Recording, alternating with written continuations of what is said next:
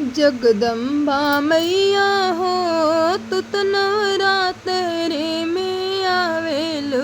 जगदम्बा मैया हो तू त नवरात्रि में आवेलु। नवरात्रि में आवेलु सनातन धर्म के जगावेलु।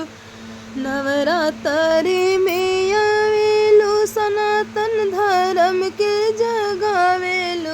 जगतारनी मैया हो तू त नवरात्रि में आवेलु। नवरात्रि में आवेलु तू पापी के भगावेलु। जगदम्बा मैया हो तू त नवरात्रि में आवेलु। एकम के आवेलु शैलपुत्री के रूप में। एकम के आवेलु शैलपुत्री के रूप में। जगदम्बा मैया हो तू त नव रूप धरेलु। जगदम्बा में दूजे के आवेलु ब्रह्मचारिणी के रूप में। दूजे में आवेलु ब्रह्मचारिणी के रूप में। जगतारनी मैया हो तू त सनातन धर्म जगावेलु। जगदम्बा मैया हो तू त सनातन धर्म जगावेलु।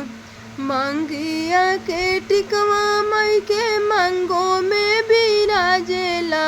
मंगिया के टिकवा मई के मांगो में पहिरावेनी। माता रानी हो तू त बड़ सुंदर लागेलु।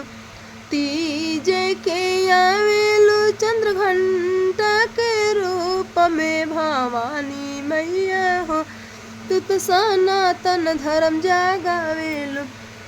हम विभा पांडे बक्सर जिला से। जय माता रानी। रउआ लोग हमरा चैनल को सपोर्ट करी जा। और हम वीडियो बनाएनी अपने से गइबो करेनी और लिखबो करेनी। गीत अपने से लिख के गावेनी। ऐसे रउआ लोग हमरा के सपोर्ट करी जा। जय माता रानी।